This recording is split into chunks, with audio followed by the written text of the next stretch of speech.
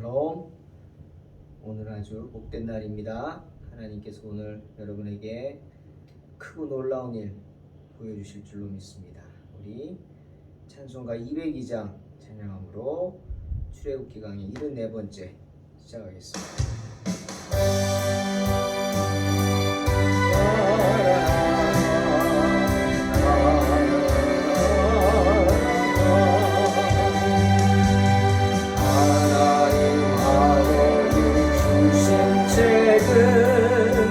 귀하고 중하신 말씀일세. 기쁘고 반가운 말씀 중에 날 사랑한단 말 참 좋도다. 주 나를 사랑하시오니 즐겁도다. 주 나를 사랑하시오니 나는 참 기쁘다. 그 속에 은혜를 저버리 어긋난 딴 길로 가다가도 예수의 사랑만 생각하면 곧 다시 예수께 돌아오리. 주 나를 사랑하시오니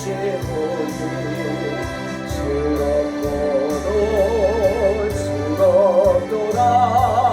주 나를 사랑하시오니 나는 참 기쁘다. 영광을 바라보며 예수의 이름을 찬양하니 영원히 찬양할 나의 노래. 예수의 이름이 귀하도. 할렐루야. 주 나를 사랑하시오니 즐겁도다. 주 나를 사랑하시오니 나는 참 기쁘다. 주 예수 날 사랑하시오니 나 또한 예수를 사랑하네. 날 구원하시려 내려오사 십자가 위에서 죽으셨네. 아멘. 주 나를 사랑하시오니 즐겁도다. 주 나를 사랑하시오니 나는 참 기쁘다. 주 예수 날 사랑하시오. 마귀가 놀라서 굴러가네. 아멘. 주 나를 이렇게 사랑하니 그 사랑 어떻게 보답할. 할렐루야. 주 나를 사랑하시오니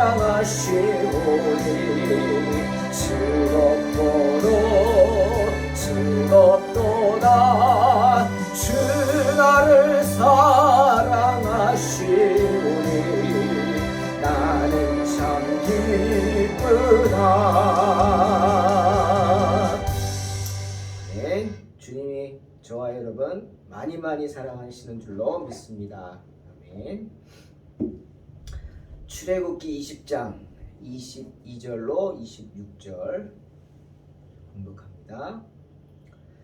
여호와께서 모세에게 이르시되 너는 이스라엘 자손에게 이같이 이르라. 내가 하늘로부터 너희에게 말하는 것을 너희 스스로 보았으니 너희는 나를 비겨서 은으로나 금으로나 너희를 위하여 신상을 만들지 말고 내게 토단을 쌓고 그 위에 내 양과 소로 내 번제와 화목제를 드리라.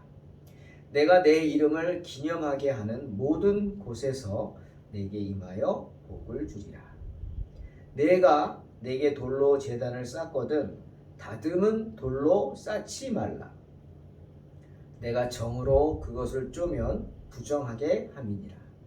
너는 층계로 내 제단에 오르지 말라. 내 하체가 그 위에서 드러날까 함이니라. 아멘. 시내산에 우레와 번개와 나팔 소리와 산의 연기가 가득한 두려운 모습으로 임하신 하나님께서는 왜 두려운 모습으로 임하셨을까요? 이스라엘에게. 왜 이스라엘 백성들이 온몸에 전율을 느끼도록 두려워서 온몸으로 하나님의 임재를, 두려움을 느낄 수 있는 그런 아주 구체적인 모습, 어떤 우레와 같이고 번개가 치고 소리, 나팔 소리 나고 또 연기가 자욱하고 그렇게 왜 임하셨는지 그 이유에 대해서 오늘 구체적으로 말씀하고 있습니다. 내가 하늘로부터 너희에게 말하는 것을 너희 스스로 보았으니 너희는 나를 비교서 은으로나 금으로나 너희를 위하여 신상을 만들지 말라. 23절 이유입니다. 왜 하나님이 두려운 모습으로 이스라엘 백성들이 두려움을 느낀 온몸에 두려움으로 전율을 느낄 정도의 그런 모습으로 임하셨느냐? 그 이유죠. 왜죠? 하나님은 너희 머리로 이해할 수 있는 분이 아니고 너희의 손과 발로 묘사할 수 있는, 표현할 수 있는 분이 아니다. 그러니 세상의 헛된 것들로 하나님을 표현할 생각 하지 말라. 분명한 이유입니다. 세상의 그 어떠한 것들로도 하나님의 모습을 표현할 수 없다는 것을 보여주기 위해서 하나님은 정말 당신이 임재하실 때 이스라엘 백성들이 고개도 들지 못할 정도로 두려운 모습으로 임하신 겁니다. 여러분, 제1계명과 제2계명이 뭐였죠? 출애굽기 20장 3, 4절. 너는 나 외에는 다른 신들을 내게 두지 말라. 1계명이죠. 2계명, 너를 위하여 새긴 우상을 만들지 말고 또 위로 하늘에 있는 것이나 아래로 땅에 있는 것이나 땅 아래 물속에 있는 것 어떤 것의 형상, 어떤 형상도 그런 것들로 만들지 말라. 그거죠. 이스라엘 백성들은 시내산에 우레소리가 들리고 번개가 치고 나팔 소리가 나고 막 산에 연기가 가득한 정말 온몸으로 전율을 느낄 정도의 그 두려운 모습으로 임하신 하나님의 모습을 보고 그 같은 사실을 느낄 수 있었을 것입니다. 하나님은 그렇게 언제나 우리 곁에 계시다는 사실, 그것을 봤죠? 그리고 그런 하나님을 내가 어떻게도 표현할 수 없다, 표시할 수 없다, 그 사실을 그들은 느꼈을 것입니다. 이제 하나님께서 당신의 백성들의 가까이에 함께 계시다는 것을 그들에게 충분히 보여주셨기 때문에 그들은 마치 하나님이 자신들과 함께하지 않는 것처럼 생각할 필요가 없습니다. 아니, 그렇게 느낄 수가 없죠. 바로 옆에서 정말 느꼈는데 하나님을 표현하겠다, 그 생각을 할 필요가 없어요. 충분히 느꼈기 때문에. 뭔가 보이지도 않고 느껴지지가 않을 때는 어떡합니까? 뭔가 어떤 형상을 만들고 어떤 이미지를 만들어서 내 옆에 둠으로 마치 사진을 옆에 두고 사진을 보면서 위로를 받듯이 그 사람을 생각하듯이 그렇게 하려고 하겠죠. 근데 그럴 필요가 없다는 거예요. 아무것도 필요가 없다. 왜? 나는 바로 너의 곁에 있으니까. 여러분, 우리 금송아지 얘기도 합니다. 이스라엘 백성들이 금송아지를 만들었잖아요. 그게 왜 죄냐고요? 금으로 송아지 만들면 죄입니까? 금으로 뭘 못 만들어? 뭘 만든다고 해서 죄가 아니에요. 여러분 뭘 만든다고 죄가 아니에요. 뭐가 죄입니까? 그렇게 만들어서 그것을 섬길 때 죄가 되는 거예요. 보세요. 출애굽기 32장 4절에서 아론이 이스라엘 백성들에게 금송아지를 탁 2개 만들어 주고는 뭐라 그랬어요? 보라! 이스라엘아 보라! 이는 너희를 애굽 땅에서 인도하여 낸 너희의 신이다. 이렇게 말합니다. 애굽의 10가지 재앙을 일으키고 홍해 바다를 가른 그 능력의 하나님이 이런 금송아지라. 기가 막힌 얘기죠. 네? 그러지 말라는 거.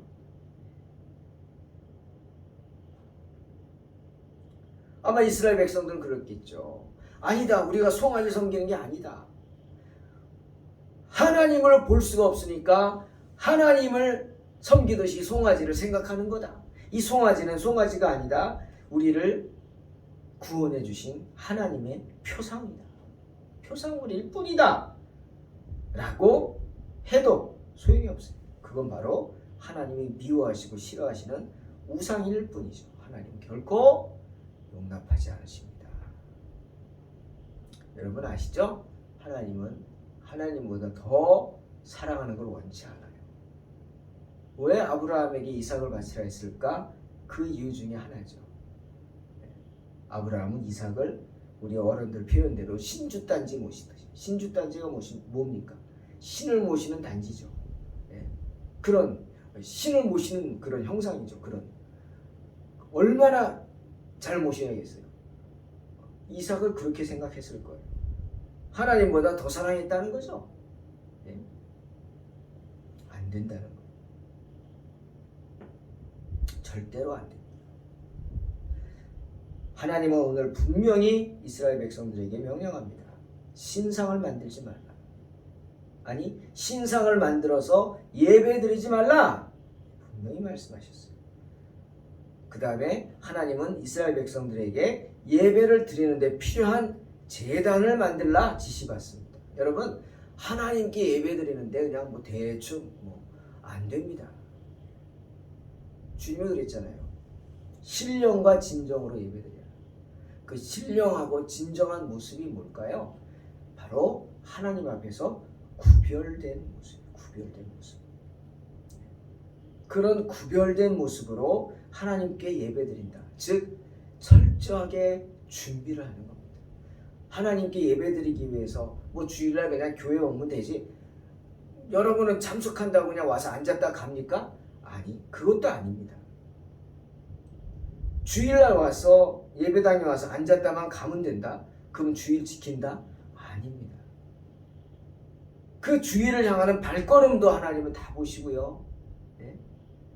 어디에 앉아있는지도 보시고요.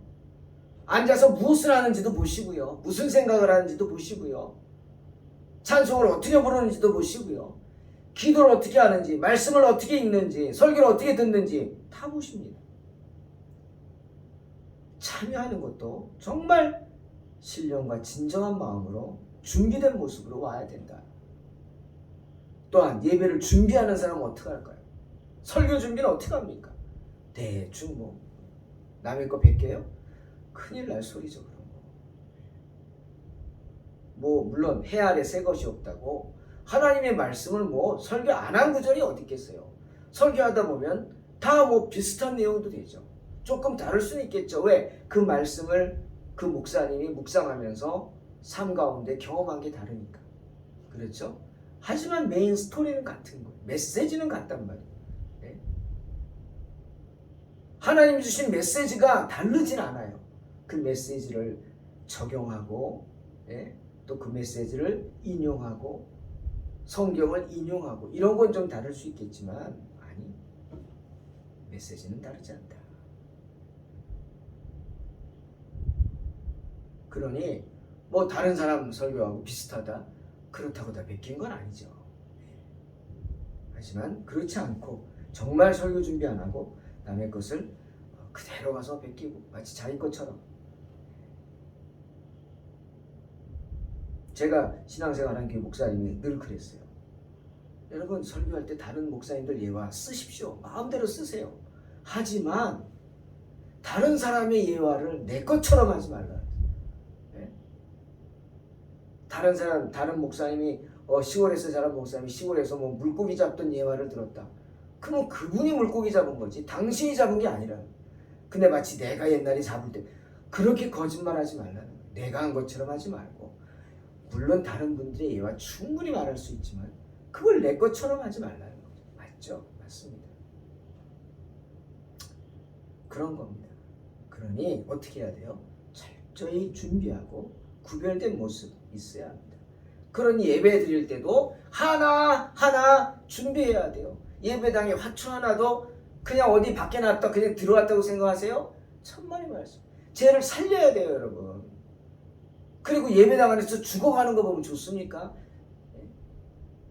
저는 그래요. 예배당에서 조화 쓰지 말라고. 조화하지 말라고. 생화를 쓰라고. 어떤 분들은 실내에서 죽는다고 화초도 조화를 갖다 놔요. 예배 강대상 바로 옆에다가 가짜를 막 갖다 놔요. 제발 그러지 말라고. 아예 치우라고. 왜? 예배당은 생명을 살리는 곳이잖아요.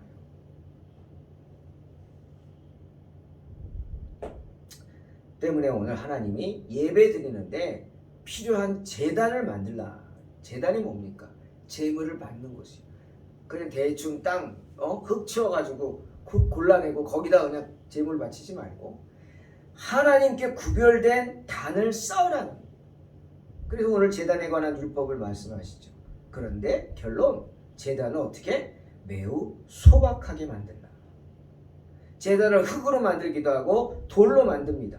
하지만 흙으로 만들 때는 모르지만 돌로 만들 때 절대로 정으로 쪼지 마라. 왜 그럴까요, 여러분? 다듬지 말라. 왜 그럴까요? 왜 그렇습니까? 제가 설교 준비하면서 어떤 주석을 보고 그렇구나. 정말 지금까지 그런 생각을 안 해봤는데 왜 정으로 쪼지 말라? 저는 그냥 정으로 쪼지 말라는 게 뭐 그냥 이쁘게 만들라고 뭐 너무 거기에 정성을 쏟고 물론 정성 쏟지만 그러지 말라. 이 정도로만 생각했는데 어떤 분이 그러더라고요. 자, 돌을 정으로 쪼는 거. 미켈란젤로 같은 사람. 그런 분들은 조각품을 만들잖아요. 그죠? 조각품. 유명한 조각가들이 정으로 돌을 쪼아서 만들죠. 그겁니다. 제단을 정으로 쪼다 보니까 어떻게? 유혹에 넘어가는 거예요. 뭘 유혹? 이걸 조금 이쁘게 해가지고 이런 형상을 해서 만들까? 뭐 이렇게. 그럼 결국 그게 뭐가 돼요? 우상이 돼요. 우상. 그렇구나. 혹시라도 정으로 쪼다가 신상을 만들고자 하는 유혹에 넘어갈까봐 하나님이 그러셨다. 그렇구나. 그럴 수도 있겠구나. 때문에 제단으로 쓰일 돌조차도 다듬지 말라. 그냥 원래 있던 것들 울퉁불퉁한 돈들 가져다가 그것도 여러분 정성껏 쌓으면 멋있지 않습니까? 아구를 맞춰가지고 그런 거 많이 쌌잖아요. 제주도 가보세요. 돌담. 그거 뭐 현무암 같은 거 그냥 정으로 짜서 뭐 그렇게 한 데도 있지만 대부분은 그 돌 어디서 난 거예요? 밭을 갈아가지고 밭 옆에 있는 거 그 밭을 갈다가 그 안에서 나온 돌들을 옆에다가 쌓은 거예요. 바람을 막으려. 대단한 지혜죠. 그러니 사랑하는 성도 여러분, 하나님의 성전을 건축할 때 물론 아름답고 정성껏 귀하게 그런 마음이 있습니다. 당연하죠. 좋은 것 하고 싶은 거. 저도 그렇죠. 좋은 거 하고 싶고. 하지만 너무 외적으로 그런 의식하면서 어떤 하나님의 그런 의식을 행할 때 너무 그냥 화려하고 이런 건 아니다. 하나님은 소박한 걸 좋아합니다. 하나님 화려한 거 안 좋아하세요. 단순하고 소박하고 정결하고 깨끗하면 돼요. 소박함이라는 게 신앙을 빛내주는 가장 중요한 요소다. 이런 거 생각해 보십시오. 여러분, 로마 가톨릭 중세 교회의 가장 큰 잘못이 무엇입니까? 소박하지 못했어요. 화려한 것만 추구했어요. 여러분, 중세시대 교회 가보세요. 기가 막히죠. 기가 막힙니다. 그래가지고 뭐 르네상스 시대나 예술이 발전했어요. 공론이 인정합니다. 그 예술품들이 다 뭡니까? 교회 예술이죠. 우리가 아는 유명한 벽화들이 다 교회 벽화들 아닙니까? 화려하고. 하지만 잘못이라는 거죠. 너무 거기만 치중해서 또 사제들의 그런 특히 동방정교회 이런 분들의 사제들 복장 보십시오. 얼마나 화려합니까? 예? 교황 복장 보세요. 너무 화려하죠? 안 된다. 하나님은 그런 거 원치 않으신다. 그러므로 복음 시대의 예배가 어떤 외적인 화려함에 치중되어서는 안 된다. 경건의 아름다움이 뭡니까? 그런 아무런 특별한 장식을 필요로 하지 않는 그런 아름다움. 그게 바로 경건의 아름다움이다. 또 제단 정으로 쪼아서도 안 되지만 높게 쌓아서도 안 된다. 26절 너는 층계로 내 제단에 오르지 말라. 내 하체가 그 위에서 드러날 거 아니니. 계단을 올라가면 당연히 엉덩이가 보이죠. 다리가 보이죠. 그렇게 하지 말라는 거예요. 이방인들은 제단을 높이 쌓을수록 정성이 더한 거라고 생각해요. 왜? 제단이 높을수록 어디에 더 가까워져요? 하늘에 더 가까워지죠. 그러면 재물이 그만큼 더 열람이 된다. 정말 엉뚱한 생각, 바보 같은 생각이죠. 그런 생각은 이방인들의 생각이에요. 근데 우리가 그렇게 하면 되겠습니까? 그것은 이방인들의 어리석은 환상일 뿐이죠. 때문에 하나님은 제단을 쌓을 때 층계를 밟고 올라가지 않도록 제단을 낮게 만들라, 아주 낮게 만들라 지시했습니다. 사랑하는 성도 여러분, 명심하십시오. 하나님께서는 보시는 것은 제단의 높이가 아닙니다. 제단을 쌓는 사람들의 마음의 높이죠. 마음의 높이. 하나님께서 보시는 것은 재물의 높이가 아니라 마음의 높이라는 사실을 믿으시기 바랍니다. 때문에 제단은 낮게 쌓으라 명령하시죠. 하나님은 이스라엘 백성들에게 이렇게 명하십니다. 24절 내게 토단을 쌓고 그 위에 내 양과 소로 내 번제와 화목제를 드리라. 내가 내 이름을 기념하게 하는 모든 곳에서 내게 임하여 복을 주리라. 하나님은 하나님의 제단을 어디서든 볼 수 있고 접근할 수 있게 낮게 쌓으라 하시면서 또 그곳에 양과 소를 바쳐서 번제와 화목제로 드리라고 또 말씀하십니다. 여러분, 번제가 뭡니까? 번제는 이스라엘 백성들이 드리는 제사 가운데 가장 보편적인 희생 제사죠. 바쳐질 제물들의 껍질을 벗겨내고 피는 제단에 뿌리고 내장을 다 끄집어내고 뼈와 살을 바르고 따로따로 온전히 태워버리는 예식. 정말 시간과 정성이 필요한 제사입니다. 그렇게 봉헌될 제물을 태우는 것은 하나님을 거역한 그런 죄스러운 행위들을 없애고자 하는 간절한 바람에서 그런 제사를 드렸습니다. 그럼 화목제는 뭡니까? 번제와 동일한 제사의 한 방식입니다. 하지만 화목제는 번제와 드리는 그 의미, 드리는 자의 의미가 달랐어요. 그것 번제가 회개의 희생제사다 라고 한다면 화목제는 하나님께 동물을 제물로 바쳐서 바치는 사람과 하나님과의 관계를 화목하게, 말 그대로 화목제입니다. 화목하게 하는 제사. 하나님과 사람 사이를 화목하게 만드는 제사가 화목제. 또한 제단을 쌓고 번제와 화목제를 드리라고 하신 하나님께서는 그런 행위를 하나님의 이름을 기념하는 행위라, 그런 행위가 하나님의 이름을 기념하는 행위라고 생각하시겠다 말씀하시죠. 뭔 소리예요? 기억하시겠다는 거예요. 우리가 하나님께 제사 드리는 모든 것을 기억하셔서 우리가 어디서 제사를 드리든 그렇게 제사를 드리는 모든 자들에게 임하셔서 복을 내려 주시겠다 약속하시는 것입니다. 사랑하는 성도 여러분, 하나님께서 하나님의 뜻에 따라 헌신하는 자들에게 그 헌신하는 곳에서 어디서나 그들의 헌신을 은혜롭게 받아주시겠다 약속하시는 것입니다. 그러니 주님께 제단을 쌓고 제사를 드리는 자들에게 얼마나 큰 축복을 선포하시는 것입니까? 제단을 쌓는다. 제사를 드린다. 오늘날 이게 무슨 의미입니까? 하나님께 예배를 드린다는 것입니다. 예배를 드린다. 복음 아래서 사람들이 어디서나 예배를 드릴 수 있고 또한 어디서나 예배를 드림으로 언제나 하나님께 기도할 수 있다고 하는, 그러니 그렇게 하라고 하는 격려의 메시지인 줄로 믿습니다. 사랑하는 성도 여러분, 주님 분명히 마태복음 7장 말씀하시죠. 구하라 그러면 너희에게 주실 것이요, 찾으라 그러면 찾아낼 것이요, 문을 두드리라 그러면 너희에게 열릴 것이니 구하는 이마다 받을 것이요, 찾는 이는 찾아낼 것이요, 문을 두드리는 이는 열릴 것이니라. 네. 요한복음 16장 24절 지금까지는 너희가 내 이름으로 아무것도 구하지 아니하였으나 구하라 그리하면 받으리니 너희 기쁨이 충만하리라 말씀하십니다. 오늘 24절에 내게 토단을 쌓고 그 위에 내 양과 소로 내 번제와 화목제를 드리라. 내가 내 이름을 기념하게 하는 모든 곳에서 내게 임하여 복을 주리라.